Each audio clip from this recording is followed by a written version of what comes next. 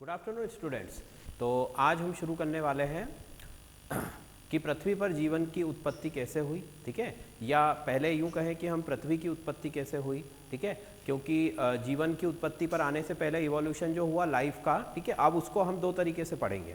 उसमें थोड़ा सा हम जियोग्राफिकल भी पढ़ेंगे और थोड़ा सा साइंटिफिक, उसमें भी सारी चीज़ें होंगी, ठीक है। मतलब कि एक इवोल्यूशन जो होता है, जो हम देखते हैं ना कि सेल से फिर मल्टी सेलुलर एनिमल्स बने, फिर उनसे आपका जो है ऑर्गन वाले एनिमल्स बने, इस तरीके से इवोल्यूशन हुआ लाइफ का, ठीक है। और हम यहाँ पर थोड़ा सा चूँकि ये जो हमारा टॉपिक है दोनों जगह पर हम पढ़ते हैं, साइंस में भी पढ़ते हैं और जियोग्राफी में भी पढ़ते हैं, तो दोनों के हिसाब से हम इसमें बात करने वाले हैं, ठीक है स्टूडेंट्स।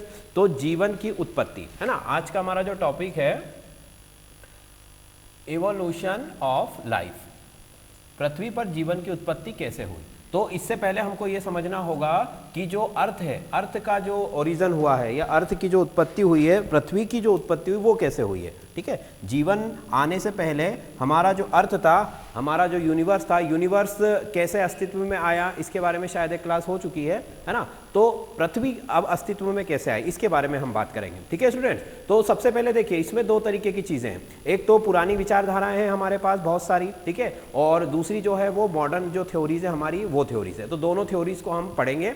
अब अगर हम ओल्ड थ्योरीज के ऊपर जाते हैं, है ना, जो प्राचीन विचारधाराएं हैं, चाहे वो हमारे देश में हो चाहे दूसरे देशों में हो, पहले हम उन पर बात करते हैं, ठीक है स्टूडेंट्स, क्योंकि शुरुआत से ही हम शुरू करेंगे। तो प्राचीन विचारधाराओं की अगर हम बात करें तो हम ये जो ओरिजिन ऑफ लाइफ है या इवोल्यूशन ऑफ लाइफ है, इसमें हम अर्थ पढ़ रहे हैं अभी, ठीक है। अर्थ की उत्पत्ति कैसे हुई, तो अर्थ की उत्पत्ति को की जो हम थ्योरीज पढ़ने वाले हैं, उसमें हम दो थ्योरीज देख सकते हैं। एक तो हो सकता है प्राइमरीज, है ना, प्राइमरी थ्योरीज जो कि शुरू में लोगों के द्वारा दी गई, और एक जो है हमारी मॉडर्न थ्योरीज जो कि अब हम लोग पढ़ते हैं, ठीक है स्टूडेंट्स। तो अब देखिए, सबसे पहले हम बात करें प्राइमरी थ्योरीज, या हिंदी में इसे हम कहें तो ये आरंभिक जो है संकल्पनाएं हैं। अब देखो, पुराने टाइम पर क्या था कि पुराने टाइम पर जो ऐसी चीज़ें बताता कौन है, ऐसी चीज़ें जो है जो थोड़े से माइंडेड लोग होते हैं, बुद्धिमान लोग होते हैं, वही ये सारी बातें करते हैं। वरना आम लोग को तो अपने लाइफ से जो है रेस्ट मिलता ही नहीं है, अपने कामों में वो बिजी रहते हैं। तो जो उस समय के जो जिनको हम कहें कि साइंटिस्ट तो नहीं कह सकते हैं, बट उस समय के दार्शनिक होते थे, है ना, दार्शनिक, या फिर जैसे हमारी इंडिया की अगर हम बात करें तो साधु संत महात्मा ऋषि मुनि वगैरह, तो जो विद्वान लोग होते थे वो इस तरीके की बातें करते थे कि भाई जीवन कैसे बना, ठीक है, या फिर पृथ्वी पर जीवन कैसे आया, पृथ्वी कैसे बनी, ये ब्रह्मांड कैसे बना, ये सारी चीज़ें। तो देखो, आरंभिक धारणाओं में सबसे पहली जो धारणाएं आती हैं उनमें जो है वो धार्मिक रूप से वो व्याख्या करते थे। धार्मिक अवधारणाएं थी, धार्मिक जो है धार्मिक सिद्धांत, हम सिद्धांत तो नहीं कह सकते, संकल्पनाएं कह सकते, क्योंकि इनका कोई वैज्ञानिक आधार नहीं है। देखो, जैसे हमारा हिंदू धर्म है, हिंदू धर्म यह मानता है कि जो पूरा यूनिवर्स है या जो पूरी सृष्टि है, ये जो है ब्रह्मा जी ने इसका जो है निर्माण किया है, ठीक है। ब्रह्मा जी की जो उत्पत्ति हुई है वो श्री हरि नारायण के जो नाभि में कमल उत्पन्न हुआ, उस पर ब्रह्मा जी उत्पन्न हुए, और फिर उन्होंने जो है पूरे यूनिवर्स का या पूरी सृष्टि का निर्माण किया। ये अकॉर्डिंग टू हिंदू मैथोलॉजी के है, ठीक है। और भी दूसरे धर्मों में अपने अपने हिसाब से जो है इस तरीके की चीज़ें बताई, पर चूंकि उनका कोई धार्मिक आधार उनका कोई वैज्ञानिक आधार नहीं है, उसका कोई प्रमाण नहीं मिलता है कि भाई ऐसा हुआ है या नहीं हुआ है, ये लोगों की आस्था है, लोगों की मान्यता है, ठीक है। तो उस पर इसीलिए लोगों ने उस पर ज़्यादा ध्यान नहीं दिया, ठीक है।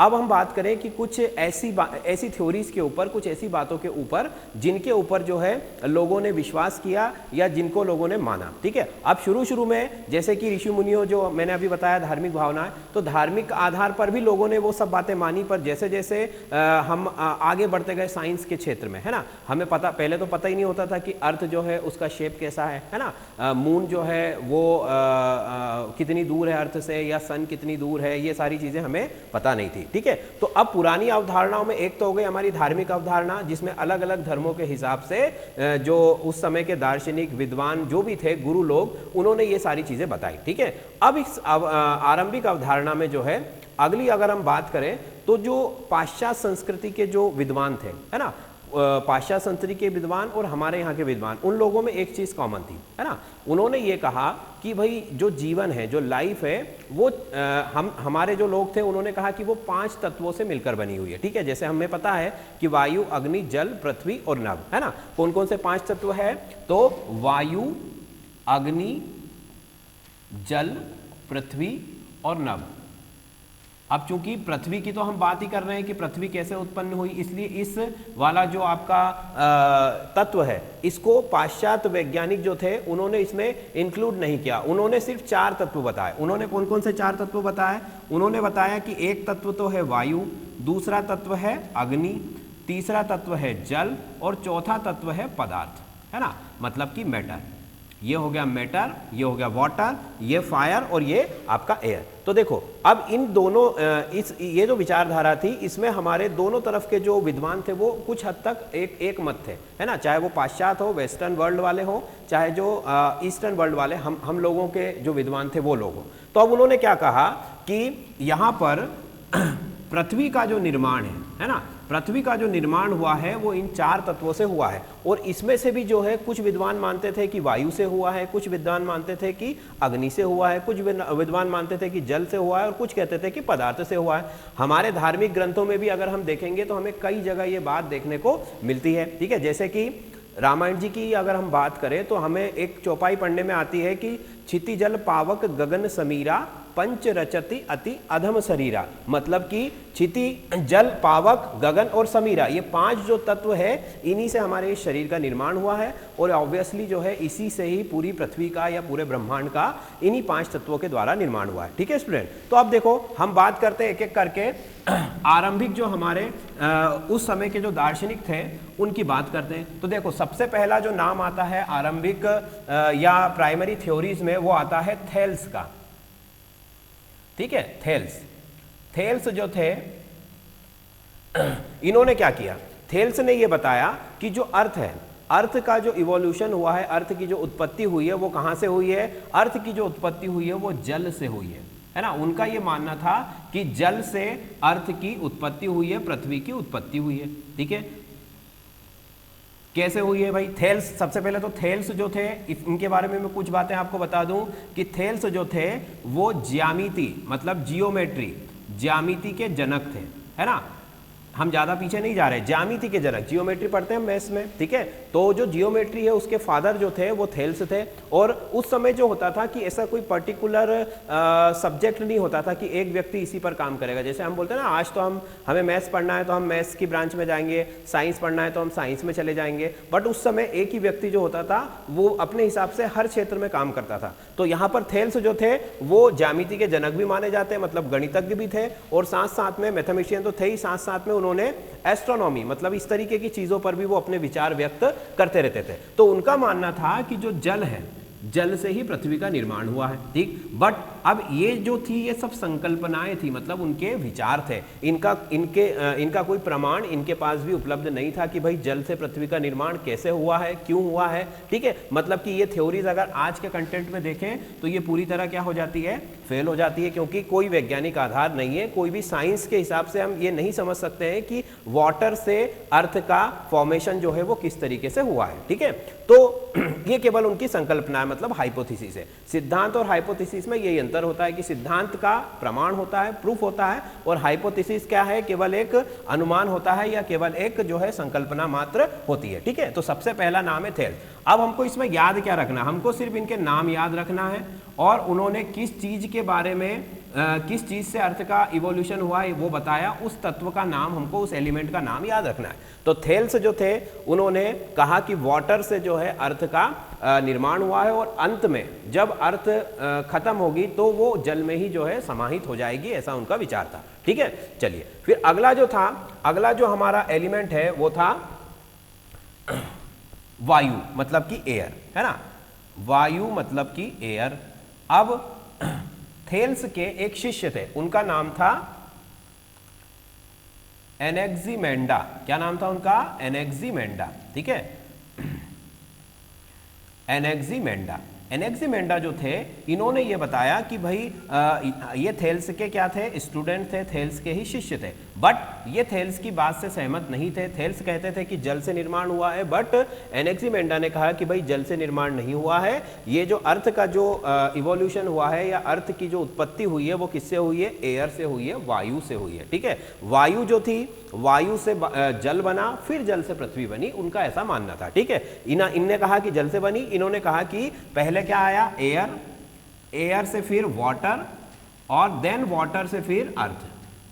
ठीक है स्टूडेंट्स, ये इनका मानना था। तो अब इनका भी हमें नाम याद रखना है और इनने किस एलिमेंट के सपोर्ट में बात कही उस एलिमेंट का नाम याद रखना है। ठीक है, थेल्स ने वाटर कहा, एनेक्सिमेंडा ने क्या कहा, एयर कहा। ठीक है स्टूडेंट्स, ये दो बात क्लियर हो गई। अब देखो इन दोनों में एक और अंतर है कि जो थेल्स थे वो सिंगल एलिमेंट की बात कर रहे थे, है ना, बट जो एनेक्सिमेंडा थे वो किसकी बात कर रहे हैं, वो हम कहें कि मल्टी एलिमेंट्स की बात कर रहे हैं कि एयर भी है, वाटर भी है, ठीक है, और फायर भी है, अग्नि भी है, ये सारी चीजें। तो इनको हम हिंदी में कहते हैं कि ये एक तत्ववाद के समर्थक थे। कौन सा तत्व, एक तत्व, है ना, मतलब कि सिंगल एलिमेंट की जो थ्योरी थी उसके सपोर्टर थे।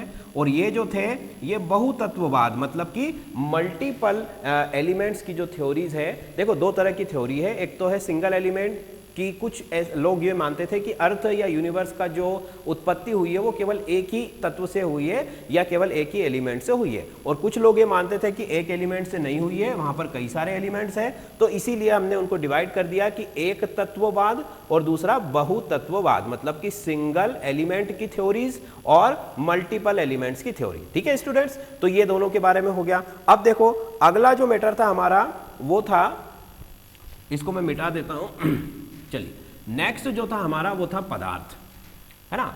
चार चीजें मैंने बताई थी, सबसे पहले वाटर, फिर एयर, उसके बाद में फायर, है ना, फायर को ले लेते हैं, चलो फायर, और फिर उसके बाद में आएगा पदार्थ मतलब कि मैटर। तो देखो अग्नि, अग्नि, अब अग्नि से रिलेट करने वाले साइंटिस्ट का नाम था हेराक्लिटस। हेराक्लिटस, हेराक्लिटस जो थे इन्होंने कहा कि भाई पूरी दुनिया जो है, ठीक है, हेराक्लिटस ने कहा कि पूरी दुनिया जो है वो आग का गोला थी पहले, है ना, मतलब कुछ हद तक अगर देखें तो साइंस के हिसाब से इनकी बात सही थी, क्योंकि आज हम जानते हैं कि अर्थ जो है इवोल्यूशन के पहले क्या था, फायरवॉल था, बहुत ज़्यादा गर्म थी, यहाँ पर कई प्रकार के ज्वालामुखी थे, निरंतर यहाँ पर वॉल्केनोज में जो है विस्फोट होता रहता था। तो उन्होंने कहा, हेराक्लिटस ने कहा कि अर्थ जो है वो पहले क्या थी, वो पहले एक बॉल थी, एक आग का गोला थी, जो बाद में, है ना, मतलब कि पहले फायर, बाद में वो ठंडी हुई, ठीक है, तो किस में कन्वर्ट हो गई, वाटर में, और फिर वाटर से जो है अर्थ का इवोल्यूशन हुआ। मतलब कि यहाँ पर ये तत्व की बात कर रहे हैं कि पहले दुनिया में अग्नि थी, अग्नि से पानी बना जो ठंडी होने के बाद, और फिर पानी से जो है पृथ्वी का निर्माण हुआ और उसी से फिर जीवन की उत्पत्ति हुई। ठीक है, ये इनका मानना था। तो इन्होंने फायर जो एलिमेंट था उसको सपोर्ट किया, और चूंकि यहाँ पर इनकी थ्योरी में भी 3-4 एलिमेंट हम देख रहे हैं, इसीलिए ये भी किसके लिए सपोर्ट कर रहे थे, मल्टी एलिमेंट्स की थ्योरी को सपोर्ट करते थे। ठीक है, तो हेराक्लिटस जो थे इन्होंने कहा कि अग्नि से ही पृथ्वी उत्पन्न हुई है, ये तीसरे नंबर पर आ गए। ठीक, अब चौथे नंबर पर जो हमारे दार्शनिक या विचारक थे उनका नाम था, उन्होंने क्या कहा कि पदार्थ।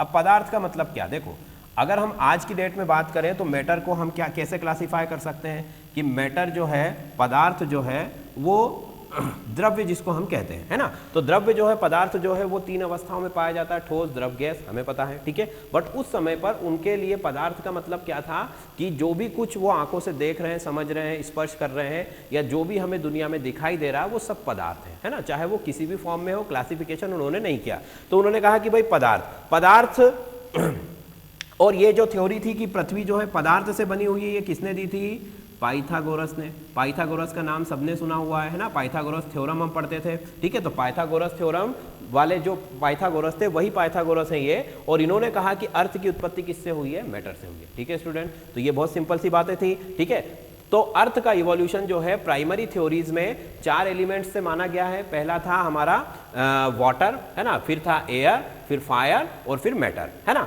तो वाटर के लिए किसने कहा कि थेल्स ने कहा कि अर्थ वाटर से बनी है। एयर के लिए किसने कहा, एयर से जो है एनेक्सिमेंडा ने कहा। फिर फायर से जो है हेराक्लिटस ने कहा, और लास्ट में जो मैटर से जो था वो पाइथागोरस ने कहा। ठीक है स्टूडेंट, इतनी बात क्लियर है। और ये जो उन्होंने विचार दिए ये कुछ हद तक हमारे जो इंडियन हम कहें कि दार्शनिक थे उनसे प्रेरित थे, क्योंकि यहाँ पर भी एलिमेंट्स की बातें होती थी। अगर आप उस समय पर मिडिल ईस्ट में जाओगे तो वहाँ पर भी यही सब बातें होती थी। तो उस समय के लोगों के लिए यही विचार थे, और जो लोग होते थे वो उनकी बातों को मान लिया करते थे, क्योंकि उस समय विज्ञान का, बुद्धि का इतना विकास नहीं था, लोगों को कुछ पता होता नहीं था, इसलिए उन्होंने जो भी चीज़ें उन्होंने बताई वो मान ली। अब बाद में जब हमने देखा कि साइंस बहुत ज़्यादा जो है आगे बढ़ चुका है, तब उनकी जो थ्योरीज थी ये सब कैसी हो गई है, ये सब रॉन्ग प्रूफ हो गई है। मतलब रॉन्ग से मतलब कि इनके फेवर में कोई प्रूफ हमको नहीं मिला है, ठीक है।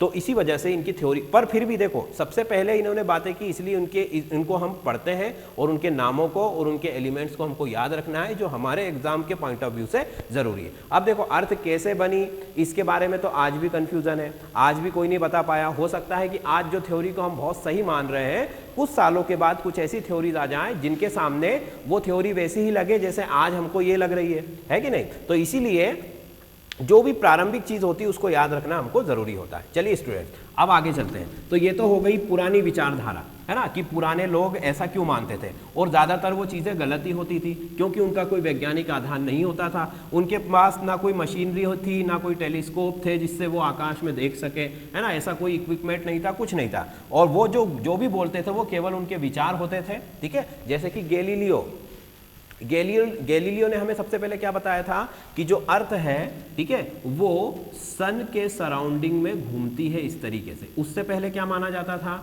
उससे पहले ये माना जाता था कि जो ब्रह्मांड का केंद्र है वो धरती है, और सारे ग्रह नक्षत्र तारे जो हैं इनके चारों तरफ इस तरीके से घूमते हैं, ठीक है, ये उन्होंने बताया।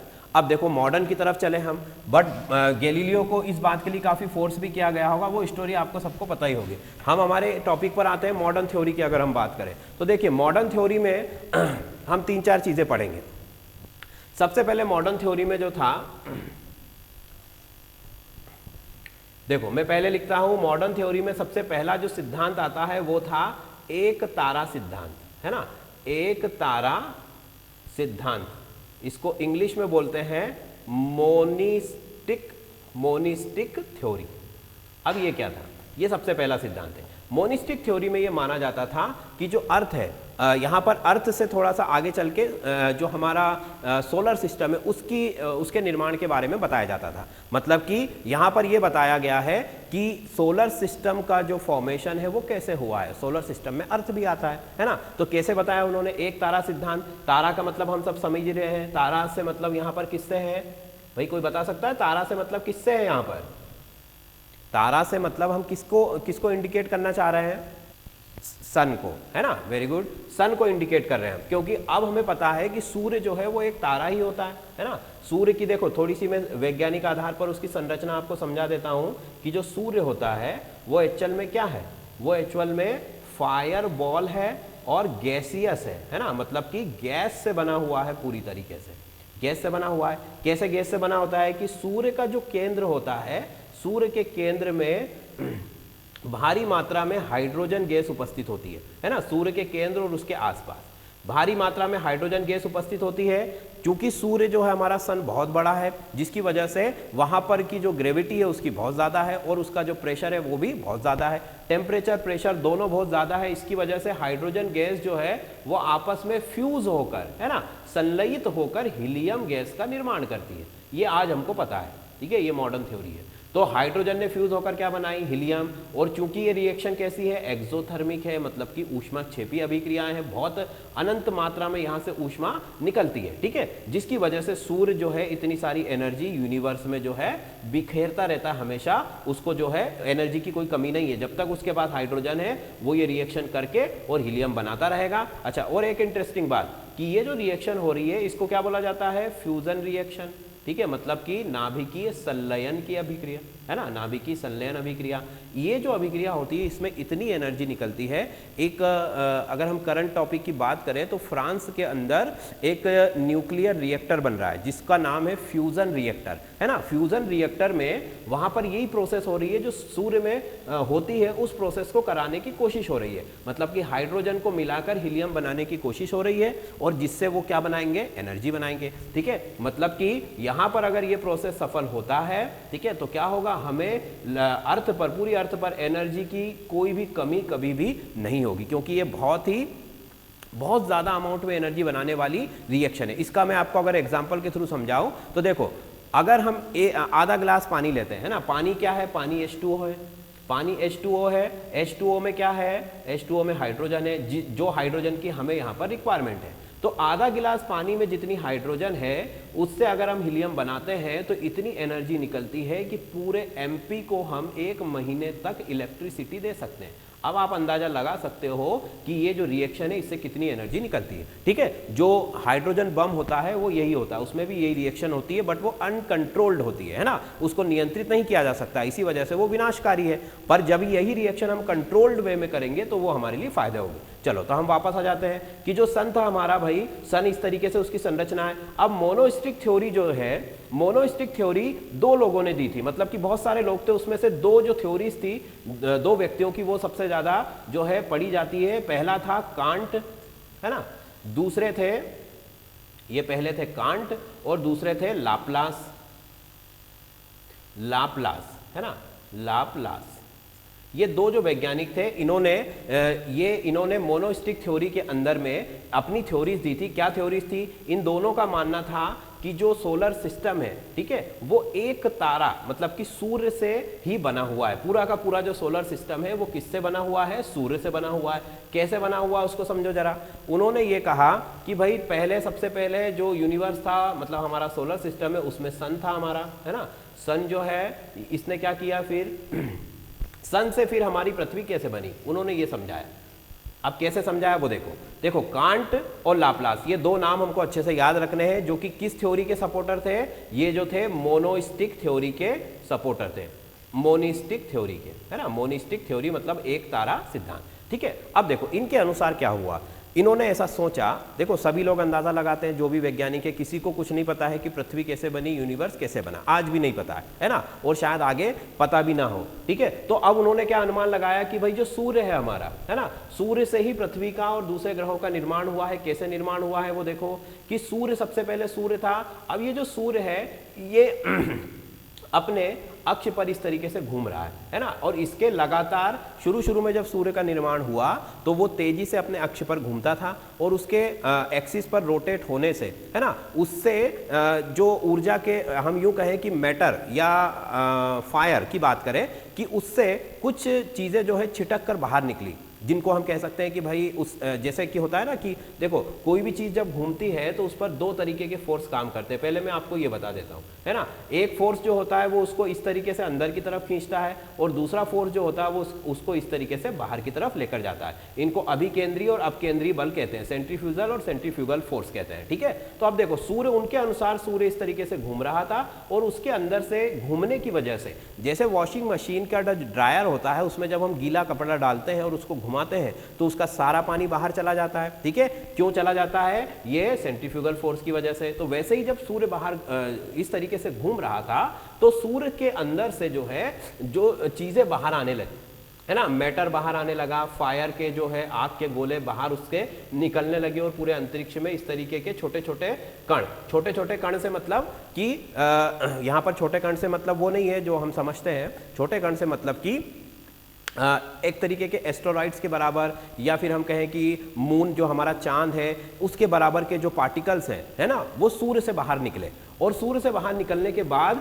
वो आपस में जो है कलेक्ट होकर के उन्होंने जो है इस तरीके के ग्रहों का निर्माण किया।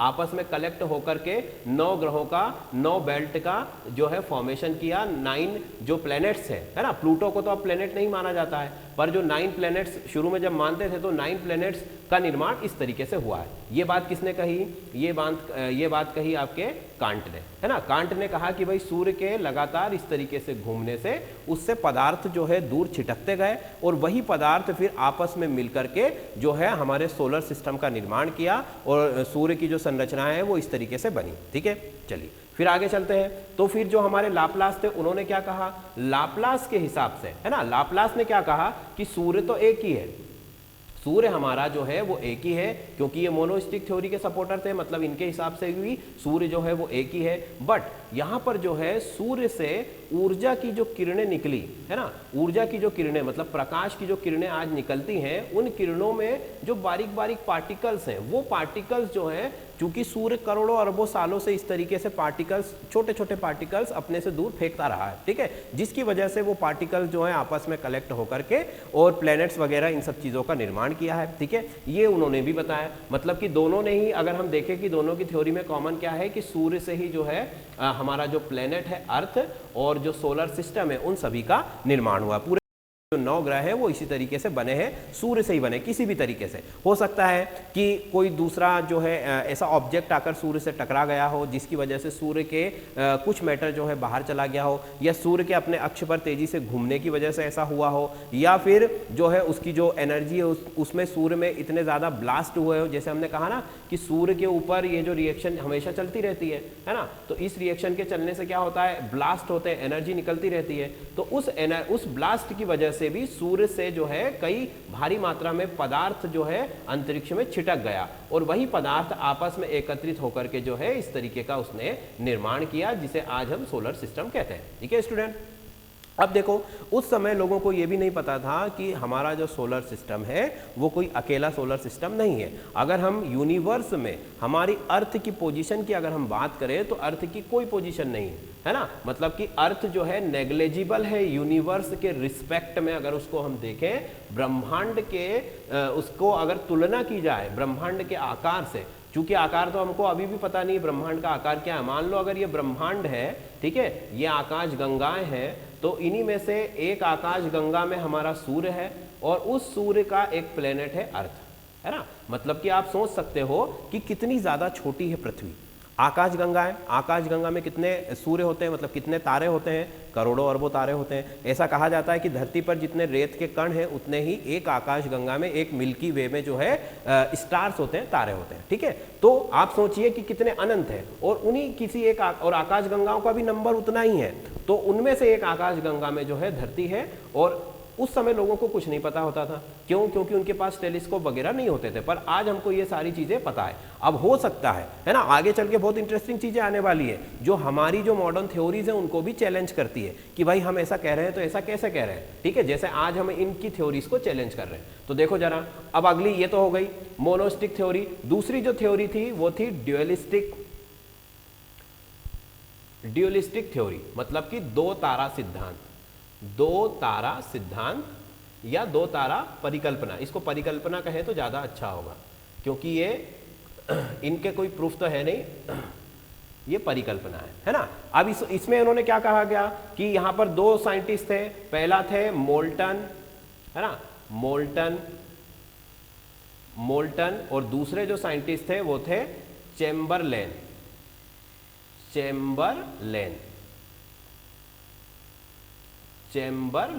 ठीक है, चेम्बरलेन। ये दो वैज्ञानिक थे, जो कि और भी कई वैज्ञानिक है, अभी हम फिलहाल इन दो की बात करते हैं। तो ये जो वैज्ञानिक है ये किसके सपोर्टर थे? ड्यूलिस्टिक थ्योरी के, मतलब कि दो तारा सिद्धांत। मतलब इनका मानना था कि सोलर सिस्टम में या यूनिवर्स में शुरू में दो स्टार्स थे, दो तारे थे, जिनकी वजह से हमारा सोलर सिस्टम बना। कैसे बना वो देखो जरा, इसके 2-3 तरीके उन्होंने बताए।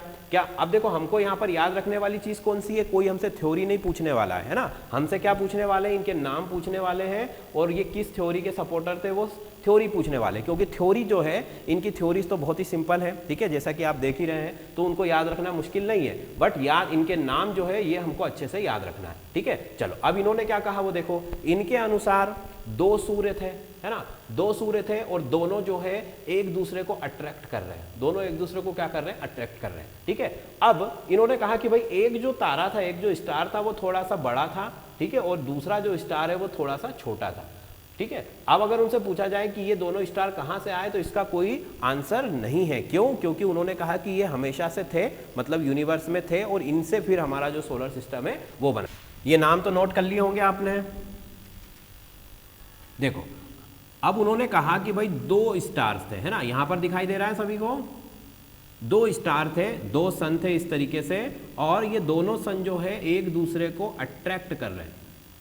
अब देखो, जब हम बोलते हैं कि भाई शुरुआत कहाँ से हुई, है ना, तो कुछ ना कुछ हमको मानना पड़ता है। जैसे बिग बैंग थ्योरी में भी जब हम पढ़ते हैं कि यूनिवर्स जो है वो एक धमाके से बना, है ना, एक बहुत ही छोटा था यूनिवर्स पहले, उसमें धमाका हुआ और इतना बड़ा यूनिवर्स बन गया। तो फिर क्वेश्चन आता है कि भाई वो छोटा सा जो यूनिवर्स था वो कहाँ से आया, है ना। तो कहीं ना कहीं से हमको एक बेस लेकर चलना पड़ता है कोई भी थ्योरी में। तो उन्होंने क्या बेस लिया कि यूनिवर्स में 2 स्टार्स थे, है ना। अब वो दोनों स्टार क्या कर रहे हैं, वो एक दूसरे को अट्रैक्ट कर रहे हैं। एक स्टार जो है वो छोटा है और दूसरा जो स्टार है वो थोड़ा सा क्या है, लार्ज है, मतलब बड़ा है दूसरे की तुलना में, है ना। तो इस बड़े स्टार ने क्या किया, इस छोटे स्टार से, चूंकि ग्रेविटी है, दोनों एक दूसरे को अट्रैक्ट कर रहे हैं, तो उन्होंने क्या किया कि यहां से मटेरियल को ग्रेविटी के थ्रू जो है वो खींचा इस तरीके से, है ना, ग्रेविटी के थ्रू इसको खींचा। और चूंकि ये अपने रास्ते पर चल रहा है, मतलब ये अपनी परिक्रमा अलग कर रहा है, और ये मान लो ये हमारा सूर्य है, तो जब ये वाला जो सूर्य है, हम इनको ए और बी नाम दे देते हैं, तो बी जो है ये हमारा सोलर सिस्टम का सन है, और ए जो है ये कोई और सन है जो कि यूनिवर्स में था। और जब ये हमारे सन के पास से गुजरा तो उसने अपनी गुरुत्वाकर्षण शक्ति से, अपनी जो है ग्रेविटी के थ्रू, इसमें से पदार्थ को जो है खींचा, है ना। जैसे कि ग्रेविटी हम सभी को खींच के रखती है अर्थ के ऊपर, वैसे ही चूंकि ये बहुत बड़ा था इसकी कंपैरिजन में, इसलिए उन्होंने क्या कर लिया कि इसमें से मैटर को खींच लिया। और मैटर को खींचने की वजह से क्या हुआ कि यहाँ पर हमारे जो है यही मैटर जो है आगे चल के 9 प्लैनेट्स जो है उसमें कन्वर्ट हो गया इस तरीके से, ठीक है। ये इनकी थ्योरी थी, ठीक है, किनकी, मोल्टन की। उन्होंने कहा कि भाई इस तरीके से जो है अर्थ का या सोलर सिस्टम का निर्माण हुआ, कि दूसरा जो सूर्य था उसने इनको खींचना शुरू किया, और खींचने की वजह से जो है पदार्थ बिखर गया, मैटर जो है यहाँ पर यूनिवर्स में डिस्पर्स हो गया, और इस तरीके से स्पेस में जब ये डिस्पर्स हुआ तो वो आपस में कंबाइन होकर के जो है हमारे प्लैनेट्स का निर्माण हुआ, हमारे जो सोलर सिस्टम है उसका फॉर्मेशन हुआ। ये उनका कहना है। इसको कहा जाता है 2 तारा सिद्धांत या ड्यूअलिस्टिक थ्योरी, ठीक है। अब अगला देखो, अगले वैज्ञानिक ने क्या कहा। अगले वैज्ञानिक ने कहा कि भाई तारे तो 2 ही थे, है ना, तारे तो 2 ही थे। इन्होंने क्या किया, 2 तारे थे। अब 2 तारे में से इन्होंने ये कहा कि भाई जब एक तारा दूसरे तारे के जो है पास से गुजरा, है ना, पास से गुजरा तो क्या हुआ, इस तरीके से जो है जैसे होता है ना कि भाई यहाँ से जो मटेरियल है वो इस तरीके से उसमें खिंचाव उत्पन्न होने लगा, मतलब चीज़ें वही है, सेम है। उन्होंने भी वही कहा जो पहले वाले ने कहा कि यहाँ पर जो है सन यहाँ से गुजरा और जो है मटेरियल यहाँ से जो है इस तरीके से बाहर आया, और वो जो मटेरियल है उसी ने फिर जो है हमारे अर्थ का या दूसरे ग्रहों का निर्माण किया, ठीक है। अब उन्होंने थोड़ी सी लाइनें उसमें ये जोड़ दी हैं कि यहाँ पर जो मटेरियल जो बाहर निकला वो कणों में निकला, इस तरीके से बारीक बारीक। एक वैज्ञानिक ने कह दिया कि वो इस तरीके से बड़े बड़े फॉर्म्स में निकला है, जो आपस में कलेक्ट होकर प्लेनेट का निर्माण कर लिया, ठीक है। तो दोनों में कोई ज्यादा अंतर नहीं है, थोड़ा सा ही अंतर है जो मैंने आपको बता दिया, ठीक है। एक वैज्ञानिक ने कहा कि भाई छोटे छोटे पार्टिकल्स को बाहर खींचा, दूसरे ने कहा कि छोटे नहीं भाई थोड़े बड़े पार्टिकल्स थे। इस तरीके से हम दोनों की थ्योरी में डिफरेंस समझ सकते हैं, बट ओवरऑल देखा जाए तो दोनों की थ्योरी में कोई खास अंतर नहीं है, ठीक है। उन्होंने भी यही बात कही जो इन्होंने कही कि 2 सन थे, उनके जो अट्रैक्शन फोर्सेस है उनकी वजह से जो है किसी भी एक सन से मटेरियल बाहर निकला और वो मटेरियल आपस में जुड़कर जो है सोलर सिस्टम का निर्माण हुआ। सोलर सिस्टम जो है या हमारा जो आज का जो ग्रह है सारे वो सारे बने, ठीक है। चलिए अब देखो आगे चले, ये ड्यूअलिस्टिक थ्योरी के 2 साइंटिस्ट हो गए हमारे, मोल्टन और चैम्बरलेन। अगली अगर हम बात करें, अगले जो साइंटिस्ट थे हमारे वो थे जेम्स जीन। अगले साइंटिस्ट जो भी ड्यूअलिस्टिक थ्योरी के ही सपोर्टर्स हैं उनका नाम है जेम्स जीन, है ना, जेम्स जीन। इन्होंने क्या कहा, इन्होंने टाइडल थ्योरी दी, tidal theory. Tidal theory, tidal का मतलब सभी लोग समझते हैं, टाइडल का मतलब क्या होता है भाई बताओ जल्दी से, नहीं पता, चलो। टाइडल का मतलब होता है ज्वार भाटा, है ना। समुद्र में जो हमारा मून होता है जैसे ये पृथ्वी है और ये मून है, तो ये जो मून है ये समुद्र अपनी ग्रेविटी की वजह से समुद्र के पानी को ऊपर और नीचे की तरफ जो है इस तरीके से बार बार अट्रैक्ट करता है ना। जब ऊपर की तरफ खींचता है तो ज्वार चढ़ता है, जिसको हम पानी का चढ़ना बोलते हैं, है ना। कुछ जगहें समुद्र में ऐसी होती है जहां पर पानी हमेशा चढ़ता उतरता रहता है, ठीक है। कभी वहां 1 मीटर पानी होगा, कभी वहां 10 मीटर पानी हो जाएगा। क्यों?